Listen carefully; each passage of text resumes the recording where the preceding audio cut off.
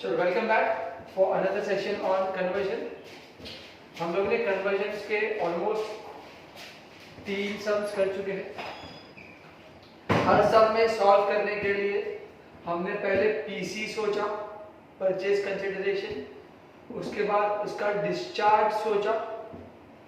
ये करने के बाद हमने अकाउंट्स प्रिपेयर करके ओल्ड फर्म को क्लोज करना चाहा।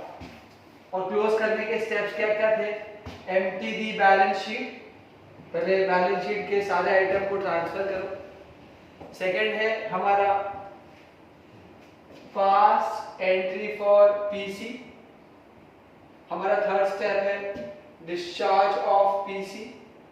हमारा फोर्थ स्टेप है अगर कोई असेट्स ना बेचा गया हो या ना टेकन ओवर किया गया हो न्यू कंपनी से, तो उसको बेच दिया जाएगा या पार्टनर ले जाएंगे तो CRPR. And second next step is liability. अगर न्यू कंपनी ने टेक ओवर नहीं किया है, या तो ओल्ड फर्म खुद पे करेगा या तो पार्टनर्स उसको पे करेंगे, तो आरसीआरपी। और लास्ट स्टेप हमने देखा था क्लोज, जहां पे रियलाइजेशन क्लोज होता है कैपिटल में जाता है, इक्विटी क्लोज होता है रियलाइजेशन में जाता है, अगर प्रेफरेंस होता है तो कैपिटल में जाएगा, अगर डिवेंचर्स होगा तो कैपिटल में जाएगा। तो रियलाइजेशन का बैलेंस कैपिटल, इक्विटी का बैलेंस कैपिटल, प्रेफरेंस का बैलेंस कैपिटल, और लास्ट में जो बैलेंस रहेगा वो बैलेंस कहाँ जाएगा? तो कैपिटल के अंदर जो बैलेंस आएगा वो जाएगा कैश में, और कैश अकाउंट क्या हो जाएगा? टेन। चलो इसको बेसिस पे एक और सम आज कर लेते हैं, तो ध्यान से। Question number 5. A and B were in partnership, sharing profit and losses in the ratio of 2:1. तो in the books of A and B, तो ये मेरा old firm है जिसको मैं कन्वर्ट करने वाला हूँ कंपनी के अंदर, और प्रॉफिट शेयरिंग रेशियो दिया है 2:1।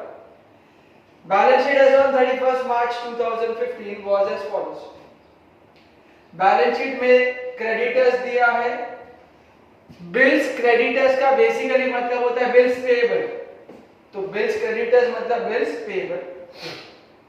मिसिस ए लोन दिया है। देखो अभी थोड़ा डिफरेंस समझो, नीचे लिखा है कैपिटल ए और ऊपर लिखा है मिसिस ए। इसका मतलब यहां पे ए हस्बैंड है और मिसिस ए वाइफ है। तो मिसिस ए का लोन मतलब हमारा नॉर्मल लायबिलिटी, पार्टनर्स लोन नहीं है। तो ए का कैपिटल, बी का कैपिटल। रिजर्व फंड दिया, रिजर्व फंड क्या करते हैं? Distribute between partners in their profit sharing ratio. Assets side में plant and machinery, bill receivable, stock, debtors, RDD. तो प्लीज याद रखना आरडीडी हम लोग असेट में दिया है बट उसको लायबिलिटी साइड में लिखेंगे क्योंकि वो लेस में दिया है। तो डेटर्स को रिकॉर्ड करेंगे ग्रॉस के ऊपर, ग्रॉस 60,000, और आरडीडी रिकॉर्ड करेंगे 3,000 ऑपोजिट साइड। कैश बैलेंस दिया है। On that date they agreed to sell their business to C Limited. तो मेरे नए कंपनी का नाम हो गया C Limited, न्यू कंपनी। और जो मुझे शेयर्स आने वाला है वो भी equity shares in new company account, that is C Limited account. The company was to take over assets valuation shown below. ये जो असेट्स का वैल्यू दिया, ये कौन सा वैल्यू दिया है? New value. असेट्स का वैल्यू दिया है, कौन सा वैल्यू दिया है? न्यू वैल्यू, क्योंकि जो बैलेंस शीट में है वो ओल्ड वैल्यू, ये है न्यू वैल्यू। और न्यू वैल्यू हम लोग कहां पे जाके रिकॉर्ड करते हैं? परचेज कंसीडरेशन के अंदर। We record in purchase consideration. So plant and machinery, stock, debtors, bill receivable, goodwill, ये जो भी वैल्यू दिया ये सब मेरा कौन सा वैल्यू है? New value. आ जाएगा पीसी में। पीसी से मुझे याद आ रहा कि फॉर्मूला बन जाएगा all assets minus all liability. इसका मतलब ये हमारे लिए कौन सा मेथड हो गया? Net asset method. कौन सा मेथड हो गया? Net asset method. तो ध्यान से the company also agreed to pay, company agreed to pay creditors, मतलब टेक ओवर किया at an agreed price of 39,000। तो ये मेरे लिए क्या हो गया? लायबिलिटी। ये मेरे लिए क्या हो गया? लायबिलिटी। हाँ, अभी सुनना ध्यान से। The expense of realization, मैंने आपको लास्ट लेक्चर में बताया था कि एक्सपेंस एंड लायबिलिटी का रूल सेम ही है। क्या रूल है? सीआर पीआर नहीं, ये असेट का है, असेट का सीआर पीआर असेट का है। लायबिलिटी का रूल क्या है? आरसीआरपी। तो क्रेडिटर्स पे ये रूल अप्लाई नहीं होगा क्योंकि वो टेक ओवर हुआ है, लेकिन एक्सपेंस पे ये रूल अप्लाई होगा। आरसी लायबिलिटी और एक्सपेंस का रूल इज आरसीआरपी। तो एक्सपेंस के लिए हमेशा यूज होगा आरसीआरपी। चलो आगे चलो। The expense of realization amounted to rupees 300। तो मार्क करके लिखो उधर आरसी, अंडरलाइन करो एक्सपेंस ऑफ रियलाइजेशन और लिखो RC. Bills payable and Mrs as loan, bills payable मतलब बिल्स क्रेडिटर्स, वो पिछले बैलेंस शीट में दिया था, were paid by the firm, not taken over by the new company। New company ने टेक ओवर नहीं किया। paid by the firm in full। अगर paid by the firm तो एक्सपेंस के लिए आरसी, तो लायबिलिटी के लिए भी आरसी। तो उसको लिखो, अंडरलाइन करो, bills payable and Mrs A loan, वो भी आरसी में जाएगा। आगे चलते। So bills payable and Mrs. A loan पे आरसी लिख दिया हमने। The company paid, the company paid, company paid कर रहा है। तो एक वर्ड आया था सेटल्ड, कंपनी सेटल्ड। एक वर्ड आया था कंपनी डिस्चार्ज, और आज वर्ड आया कंपनी पेड। ये तीनों सिचुएशन में मतलब क्या है? Discharge of PC. मतलब क्या है? Discharge of PC. वापस एक बार, company paid, company settled, company discharge, ये सेंटेंस आया मतलब किसकी बात हो रही है? Discharge of PC.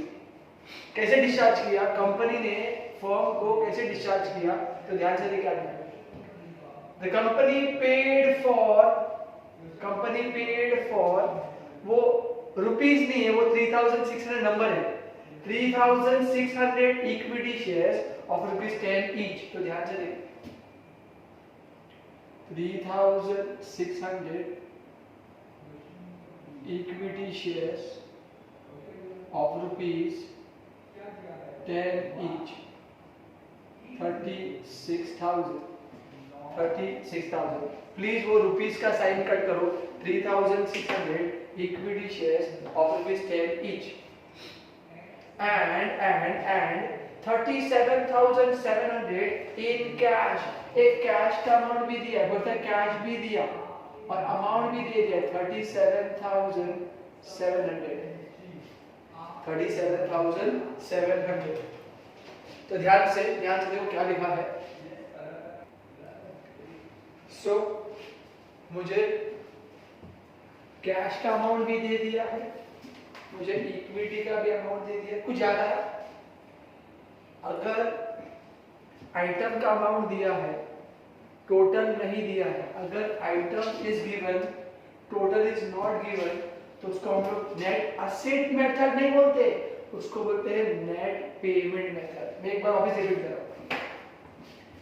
If total is given, item is missing, it's a lump sum method. If total is missing, item is given, it's a net payment method. अगर total भी नहीं दिया है, आइटम भी नहीं दिया है, तभी आप लोग क्या अप्लाई करोगे? Net asset method. तो शुरुआत में जब मैंने रीड किया, मुझे असेट्स का न्यू वैल्यू दिया था, तो मुझे ऐसा क्या लगा कि मुझे पीसी बनाना पड़ेगा। लेकिन जब सम एंड आया तो मुझे रियलाइज हुआ, अरे आइटम तो दिया है, इक्विटी का वैल्यू इज गिवन, कैश का वैल्यू इज गिवन, तो टोटल भी तो मिल जाएगा ना। तो पीसी बना के कोई मतलब नहीं है, मतलब पीसी मेरे लिए क्या हो गया, वेस्ट। तो एग्जाम में please please please before preparing PC check करो कि तुमको टोटल दिया है या आइटम के वैल्यू दिए हैं। अगर नहीं दिया है तो ही हम लोग नेट एसेट फॉलो करेंगे और हम लोग कैलकुलेट करेंगे परचेज कंसिडरेशन। तो ये मेरा अच्छा वाला सम हो गया। उन्होंने मुझे इक्विटी का वैल्यू भी दिया है 36,000, उन्होंने मुझे कैश का वैल्यू भी दिया है 37,700। तो अगर मैं इनको ऐड करूं, इनको ऐड करेंगे तो टोटल विल बी 73,700।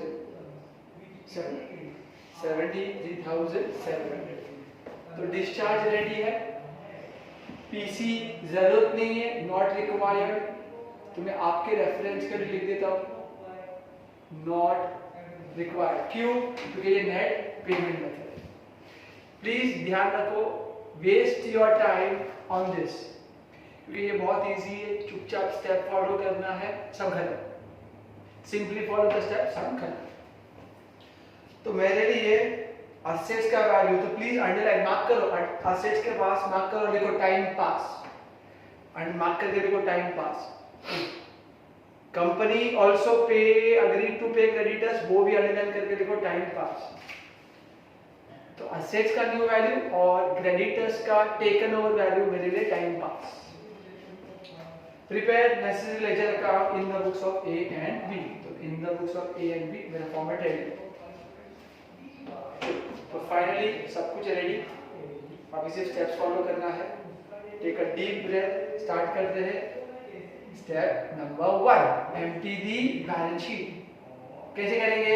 असेट जाएगा रियलाइजेशन के डेबिट में, लायबिलिटी जाएगा रियलाइजेशन के क्रेडिट में, कैपिटल जाएगा कैपिटल अकाउंट में, कैश जाएगा कैश अकाउंट में। अगर रिजर्व होगा तो बांट दिया जाएगा किसको? पार्टनर को इन देयर प्रॉफिट शेयरिंग रेशियो। तो ध्यान से चलो, एम्प्टी दी बैलेंस शीट शुरू करते हैं असेट साइड से। तो यहाँ पे आएगा टू सन्ड्री असेट्स, तो all assets realisation account debit side. तो एक एक करके plant and machinery 20,000, plant and machinery 20,000, bill receivable 5,000, bill receivable 5,000, stock 43,700। मैं सिर्फ कॉपी कर रहा हूं, मैं सिर्फ कॉपी कर रहा हूं। Debtors debtors debtors debtors, please please remember, debtors का कौन सा वैल्यू? Gross value. डेटर्स का gross value. Sir gross value का मतलब क्या होता है? आरडीडी माइनस करने के पहले वाला वैल्यू, आरडीडी के बाद वाला नहीं, आरडीडी के पहले वाला। ओके, फॉर योर रेफरेंस मैं यहाँ पे लिख देता हूँ gross.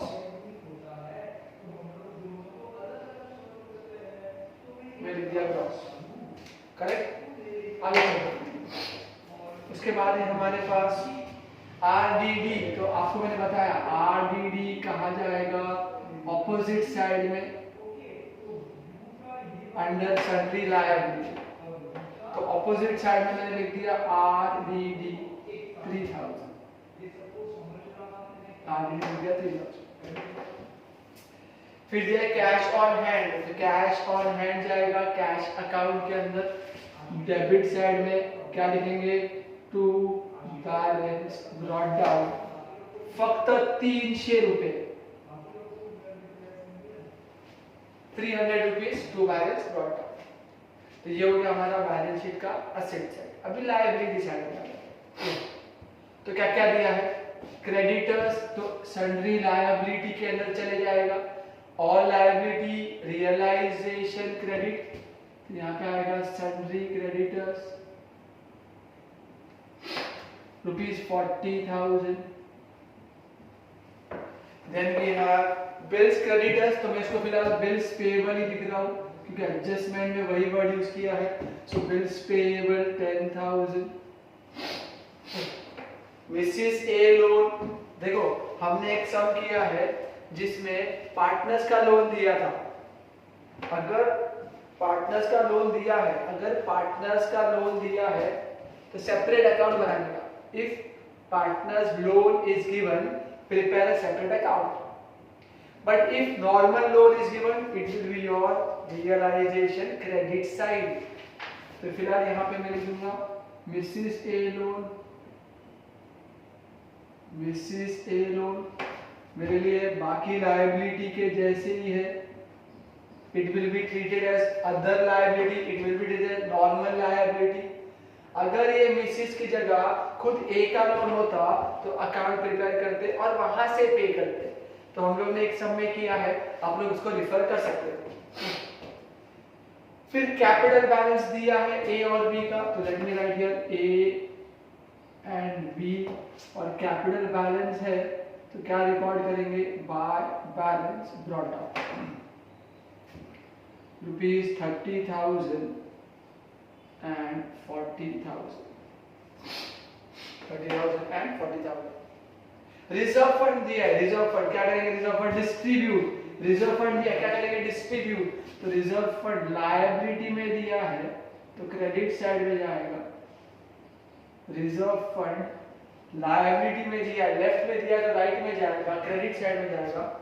Rupees 6,000 in their profit sharing ratio 2:1, question में दिया था तो 2:1 में डिस्ट्रीब्यूट किया मैंने। तो 6,000 को अगर मैं 2:1 में डालूं तो 4,000 and 2,000, 4,000 and 2,000। तो फाइनली मेरा स्टेप नंबर 1 है। असेट्स गया डेबिट में, लायबिलिटी गया क्रेडिट में, कैश गया कैश में, कैपिटल गया कैपिटल में, और रिजर्व को हमने क्या कर दिया, distribute. I hope this part is clear. Step number 2, pass entry for PC. Step number 2, पास। बच्चा कैलकुलेशन रिक्वायर्ड नहीं है, एंट्री तो जरूरी है। मैंने ये नहीं बोला कि एंट्री पास नहीं करना, अमाउंट ढूंढने का जरूरत नहीं है क्योंकि है, एंट्री तो पास करना ही पड़ेगा। तो पास एंट्री फॉर पीसी, क्या एंट्री था पीसी का, new company account debit to realisation, new company account debit to realisation. तो न्यू कंपनी के डेबिट में, न्यू कंपनी के डेबिट में टू रियलाइजेशन, न्यू कंपनी के डेबिट में to realisation, amount of PC 73,700, amount of PC, यही हमारा PC amount है, यही हमारा पीसी अमाउंट है 73,700। तो न्यू कंपनी के डेबिट में रियलाइजेशन का नाम, तो रियलाइजेशन के क्रेडिट में न्यू कंपनी का नाम, तो by C limited account rupees 73,700।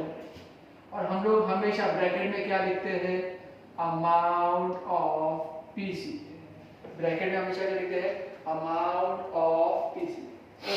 तो step number 1, step number 2 done.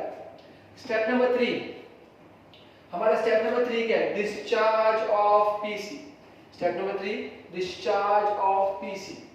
तो जो भी डिस्चार्ज में है, step number 3, discharge of PC, जो भी डिस्चार्ज में है वो सब हमारे लिए क्या हो जाएगा, डेबिट, सब हमारे लिए क्या हो जाएगा, डेबिट। तो इक्विटी डेबिट, कैश है वो भी डेबिट, तो इक्विटी कैश दोनों डेबिट, और न्यू कंपनी अकाउंट क्या हो जाएगा, क्रेडिट। तो equity account debit to new company, cash account debit to new company. तो पोस्टिंग कैसे करेंगे, इक्विटी और कैश के डेबिट में क्या रिकॉर्ड करेंगे, न्यू कंपनी, इक्विटी के डेबिट में न्यू कंपनी, तो to C limited, to C limited 36,000। Cash के डेबिट में, कैश के डेबिट में टू सी लिमिटेड 37,700। 700। तो इक्विटी के डेबिट में कंपनी का नाम, कैश के डेबिट में कंपनी का नाम, तो कंपनी के क्रेडिट में दोनों का नाम। तो यहाँ पे आएगा बाय इक्विटी शेयर्स।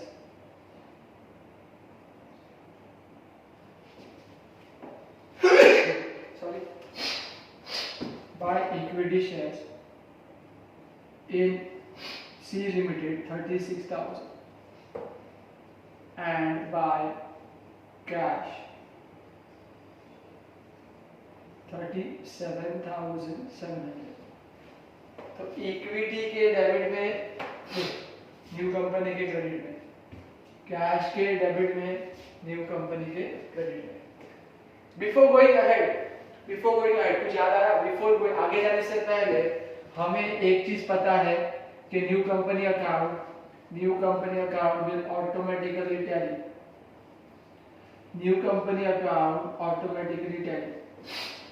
तो इसको टैली करके हम लोग अभी आगे चलेंगे। Step 1 empty the balance sheet, step 2 pass entry for PC, step 3 discharge of PC, step number 4 assets not taken over, CRPR। देखो मैंने पूरा क्वेश्चन रीड किया, किधर भी मुझे CRPR नहीं मिला। आपने भी रीड किया, मैंने भी रीड किया, हमने मार्क भी किया है कि जहां पे CR था, RC जो भी था मार्क किया, लेकिन यहाँ पे किधर भी नहीं किया। तो पूरा क्वेश्चन रीड किया, किधर भी CR नहीं है, किधर भी PR नहीं है, तो स्टेप नंबर 4 नहीं आएगा। Next step, liabilities not taken over, RCRP, liability not taken over, RCRP। तो अगेन हमने क्वेश्चन रीड किया है, हमें RCRP, यस हमें RCRP मिला है। इनफैक्ट एक एक्सपेंस है, बिल्स पेएबल है और मिसेस ए लोन है, तीन चीजें। तो RC आएगा। तो RC का फुल फॉर्म बोलो, realisation account debit to cash account. RC का full form realisation account debit, तो रियलाइजेशन के डेबिट साइड में to cash bank account, realisation के डेबिट में टू कैश बैंक अकाउंट। और डेबिट में देखेंगे तीनों का नाम, एक्सपेंस पे किया, बिल्स पेएबल पे किया, मिसेस ए लोन, यहाँ पे आएगा एक्सपेंस। देखो वैल्यू दिया है एक्सपेंस का amount 300, that we put inner side पे। Bills payable paid in full 10,000 and Mrs A loan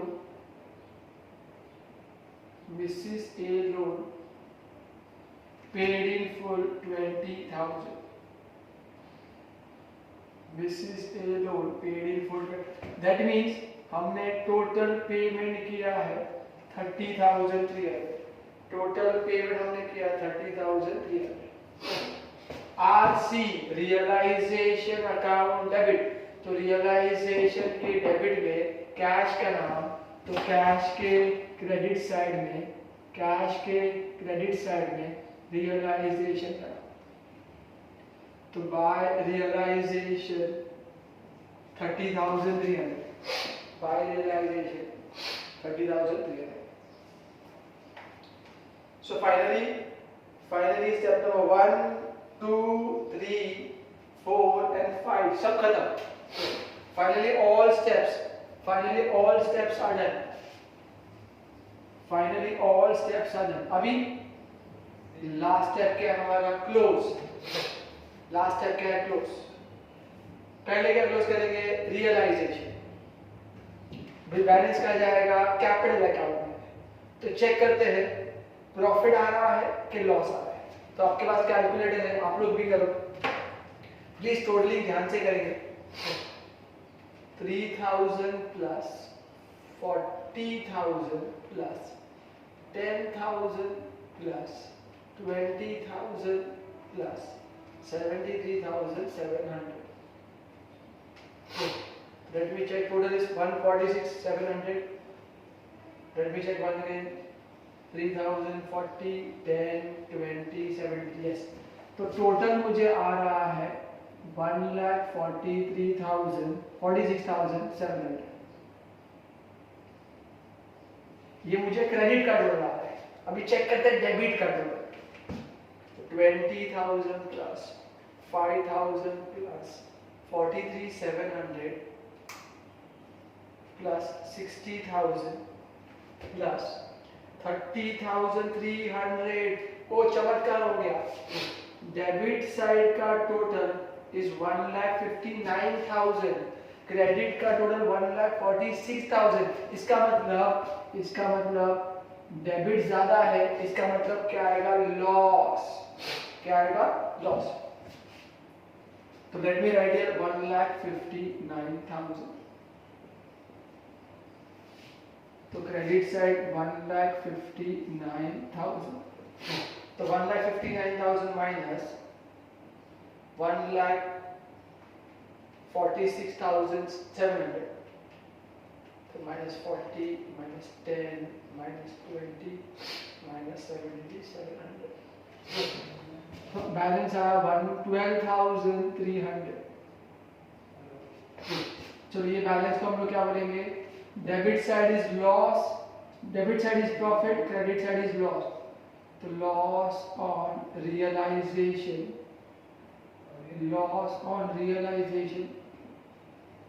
transfer to partners capital account, between A and B. और रेशियो क्या है? अगेन एक बार रेशियो क्या है? 2:1. तो 12,300 12,300 into 2 divided by 3. तो आंसर इज 8,200 and 4,100. 4,100. चलो फाइनली हमने रियलाइजेशन क्लोज कर दिया. Close realisation, transfer to capital. लेकिन रियलाइजेशन के क्रेडिट में तो कैपिटल के डेबिट साइड में टू रियलाइजेशन लगा. तो नॉर्मली प्रॉफिट होता है. इस बार हमें लॉस हो गया है ऑफ 12,000. तो 8,200, 8,200 and 4,100 is distributed between A and B. ये मेरा A है, ये मेरा B है. चलो क्लोजिंग में पहला पार्ट हो गया. Close realisation, transfer to capital. Now close equity shares transfer to capital. तो इक्विटी में कितना अमाउंट है? 36,000. इक्विटी में कितना अमाउंट है? 36,000. ये किसको जाएगा? ए कैपिटल को जाएगा और B capital. Sorry, A capital and B capital. अभी सुनो ध्यान से. ए और बी को कौन से रेशियो में डालेंगे? तो कैपिटल बैलेंस रेशियो, CBR.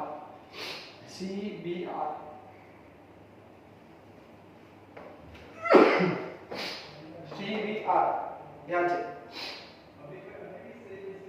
अभी लास्ट लेक्चर में सर आपने लास्ट लेक्चर में बताया था कि वो तो प्रॉफिट शेयरिंग रेशियो में जाता है.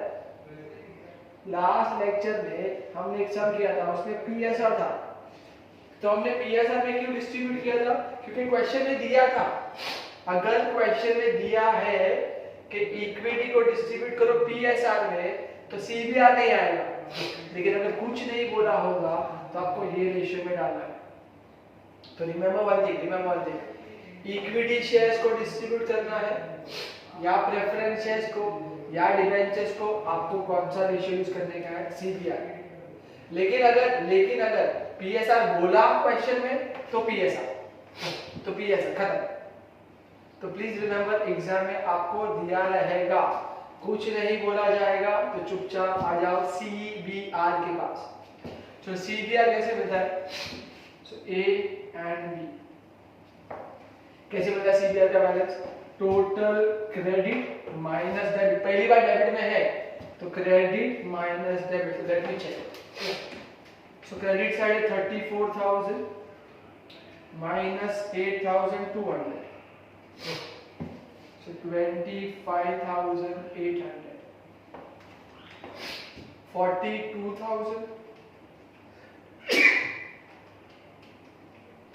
minus 4,100, 37,900। Correct.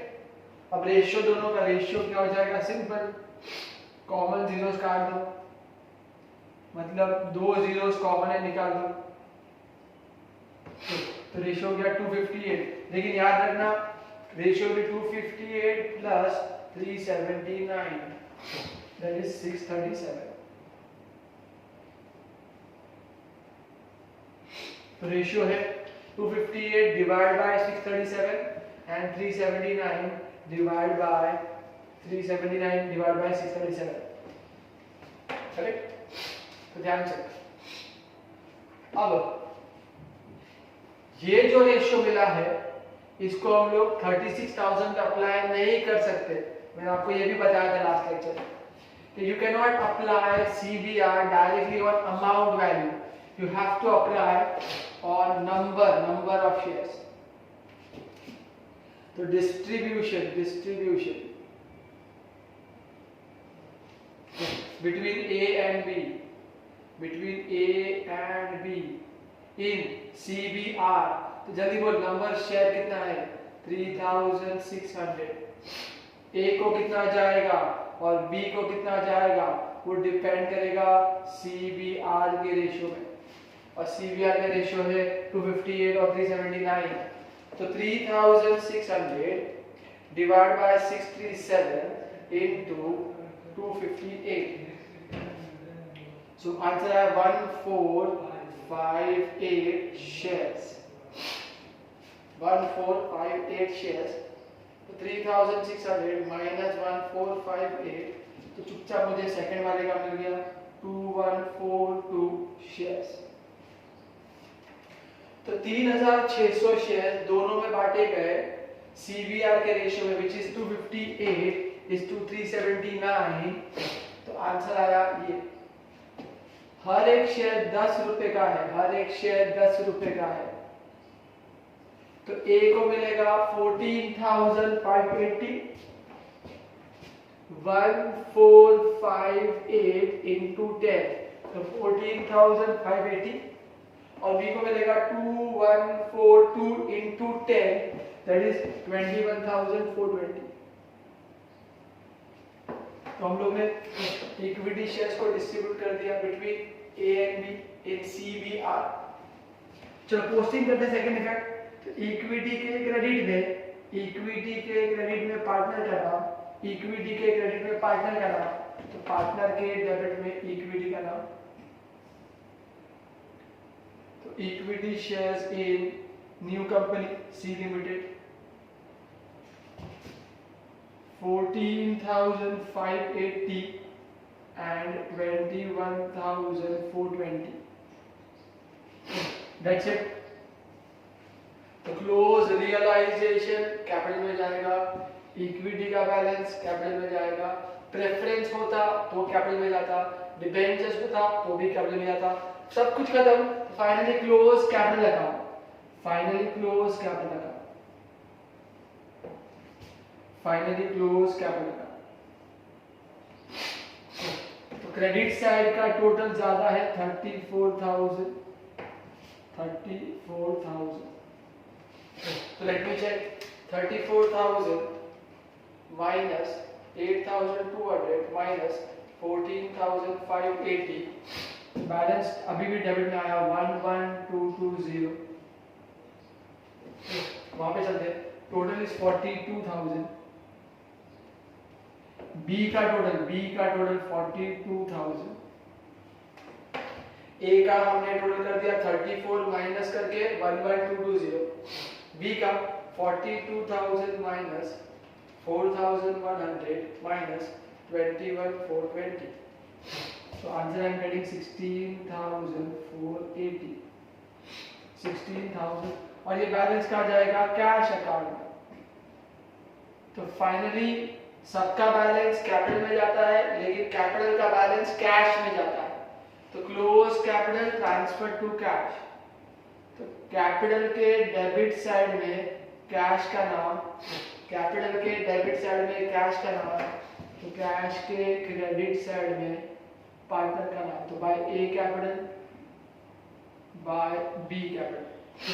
A capital 11220, B capital 16,480, 16,480। That's it. वापिस एक बार देख लो, रियलाइजेशन कैपिटल में गया, पीएसआर में इक्विटी कैपिटल में गया, सीबीआर में और कैपिटल गया कैश अकाउंट में। और कैश अकाउंट क्या होना चाहिए? टैली। तो देखो 3 डेबिट साइड का टोटल 300 प्लस 37,700, तो मुझे टोटल आया है 38,000। वो साइड का टोटल लेते 30,300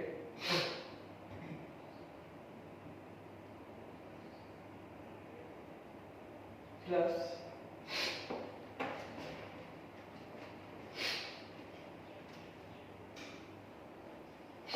एक सेकंड से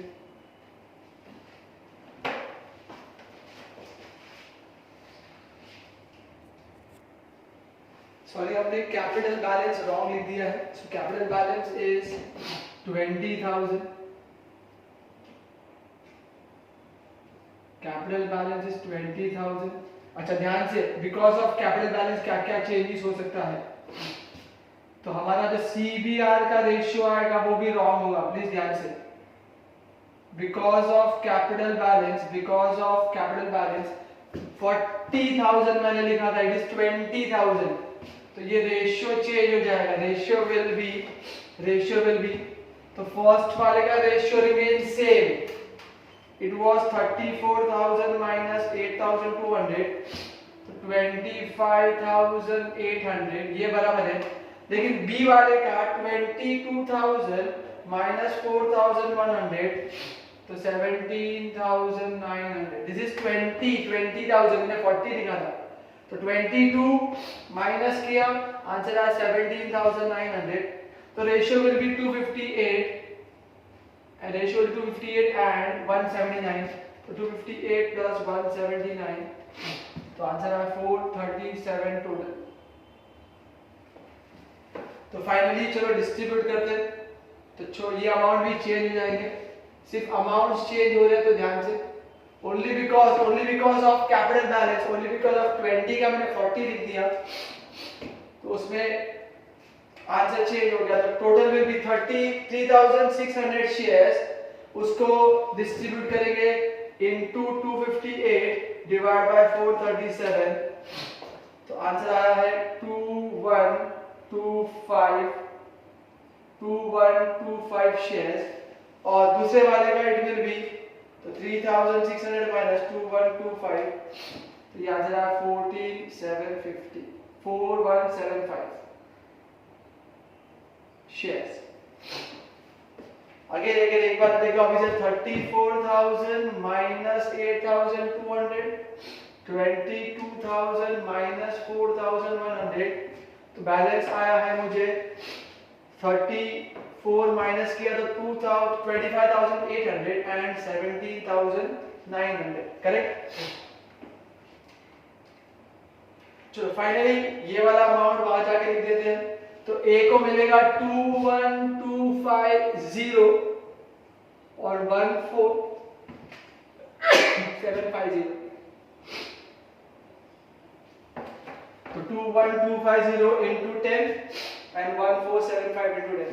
That amount will be here 21,250 14,750. तो फाइनली अभी क्लोज करते हैं। तो दिस विल बी 22,000, तो 34,000 and 22,000। चलो तो फटाफट फाइनली खत्म हो रहा है। 34,000 minus 8,200 minus 21250, answer is 4550। 22,000 minus 4,100 minus 14,750, 3150। 3150, that's it। सो ये वाला अमाउंट कैपिटल के डेबिट में तो कैश के क्रेडिट में 4550 and 3150।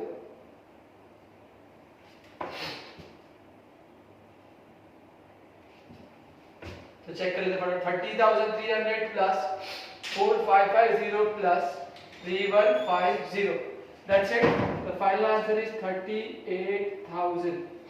Finally answer is 38,000। Is it clear? तो please close realisation transfer to capital, close equity transfer to capital, close capital transfer to cash and cash account will tell. तो यहाँ पे हमारा question खत्म हुआ। जो ध्यान से, thank you so much. Please copy down everything properly.